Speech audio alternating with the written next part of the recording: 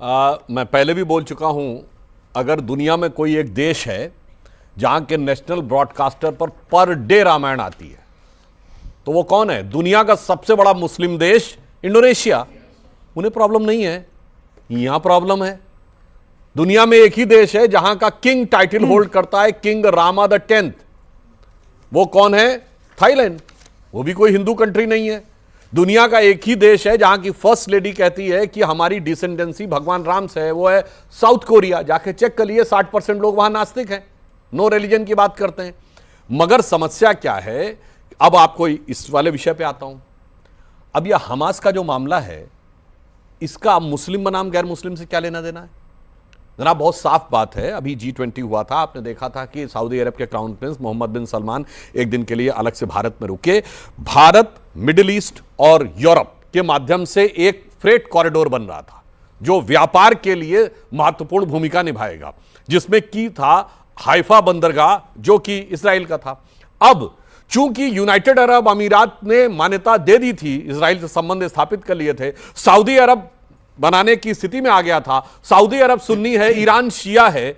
अब दोनों में प्रतिस्पर्धा है इस्लामिक वर्ल्ड के लिए। तो अब ईरान हमास को बैक करके यह चाहता था कि यह स्थिति डिस्ट्रैक्ट हो जाए और मुस्लिम बनाम गैर मुस्लिम का मामला हो जाए। और इससे भी इनकार नहीं कर सकते, पीछे चाइना का रोल हो, क्योंकि सबसे ज्यादा नुकसान इसको चाइना के बेल्ट रोड इनिशिएटिव को हुआ, क्योंकि ये ऑल्टरनेटिव रास्ता बनने जा रहा है डेवलपमेंट का। तो ये इस्लामिक वर्ल्ड के दो धड़ों की लड़ाई है। एक तरफ है यूनाइटेड अरब अमीरात और सऊदी अरब, जिनको पता है कि बस अब ये ऑयल की टेक्नोलॉजी 20-25 साल रहने वाली, टेक्नोलॉजी बदलने वाली है, और उन्होंने कुछ नहीं डेवलप किया है पिछले 100 सालों में मिडिल ईस्ट ने। ये बताइए, साइंस एंड टेक्नोलॉजी के नाम पे क्या है?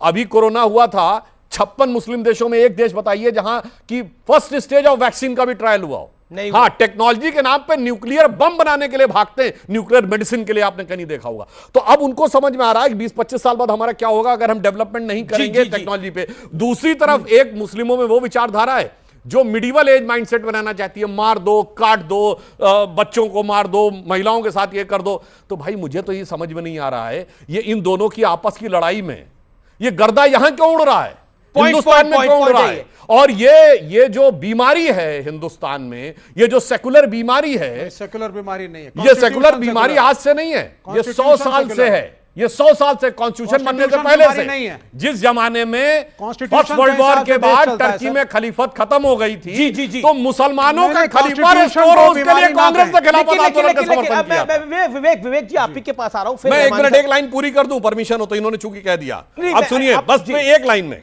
देखिए, एक तो उस समय यह किया, उसके बाद मुसलमानों की फीलिंग्स कौन भारत के बाहर से जोड़ता है? बताइए, 1991 के चुनाव में मुझे याद है, राजीव गांधी जी उस समय जब थे तो इनके इराक वाले सद्दाम हुसैन की फोटो लगा के प्रचार होता था।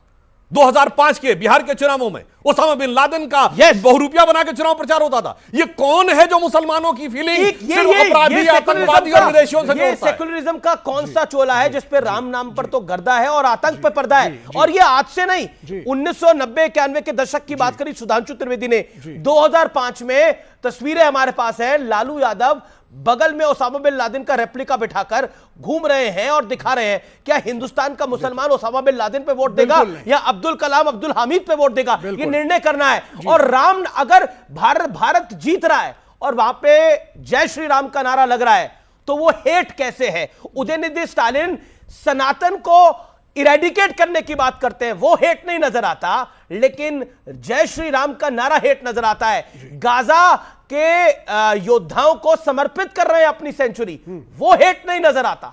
क्यों? ये हम पाकिस्तान के साथ क्यों खड़े हो जाते हैं? कोई पाकिस्तान के साथ नहीं खड़ा है। सबसे पहला मेरा ऑब्जेक्शन कि सेकुलरिज्म बीमारी नहीं है, सेकुलर देश का कॉन्स्टिट्यूशन है, जिससे देश चलता है, जिसकी वजह से सारी जातियां और सारे धर्म एक समान है, एक नागरिक का एक वोट है। तो सेकुलरिज्म बीमारी नहीं है और संविधान बीमारी नहीं है, जिसको बदलने की भारतीय जनता पार्टी और आरएसएस कोशिश कर रही है। हम उसके खिलाफ हैं। दूसरी बात, राम नाम के गर्दे की आपने बात करी, इन्होंने इंडोनेशिया की बात करी। क्या इंडोनेशिया में राम के नाम पे या अल्लाह अकबर के नाम पे क्या चैलेंज करा जाता है नागरिकों को? राम का नाम स्पिरिचुअलिटी के लिए है, आध्यात्म के लिए है, आध्यात्मिक उन्नति के लिए है, या चैलेंज करके नीचा दिखाने के लिए है कि मेरा संख्या बल ज्यादा है? जय श्री राम, मेरे हाथ में त्रिशूल है, तुम्हें सुनना पड़ेगा, तुम्हें डरना पड़ेगा। क्या यह जय श्री राम का सही उपयोग है? जो भारतीय जनता पार्टी और संघ परिवार करता आया है।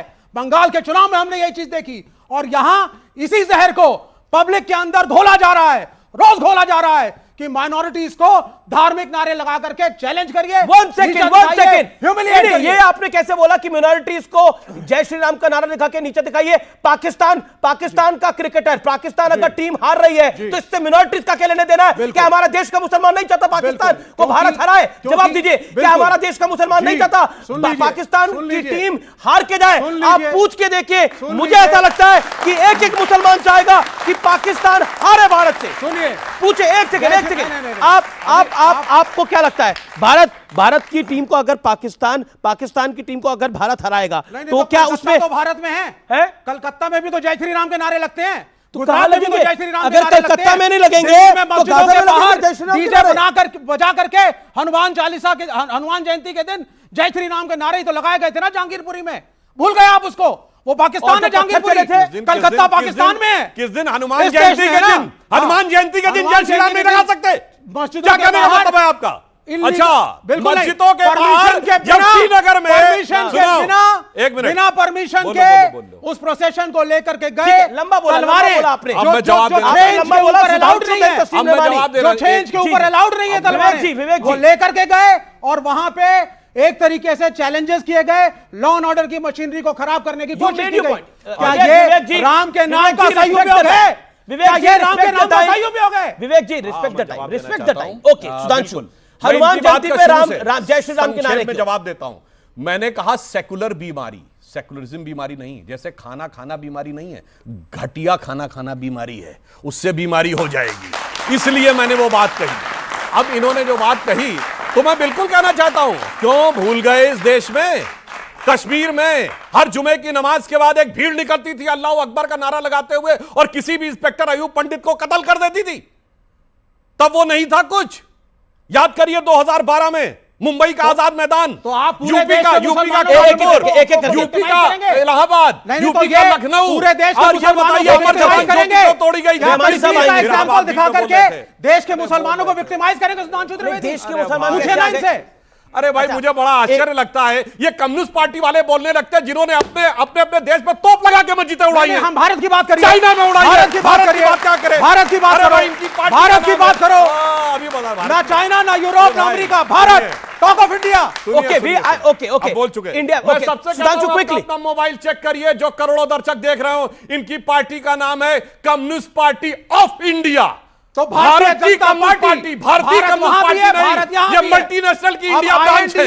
आपको डर लगता है तो मैं क्या करूं? फिर बोलने लगा। इनको डर लगता है तो मैं क्या करूं? तीन ही मेहमान है, एक-एक करके एक्सपर्ट भी है मेरे साथ। भारत की कम्युनिस्ट पार्टी भी अपने को धर्म से अलग मानती है ना, तो धार्मिक मामले क्या बोल रहे भाई? अरे भैया, नागरिक मेरा है, नागरिक मेरे देश का है, उसको धर्म के हिसाब से अगर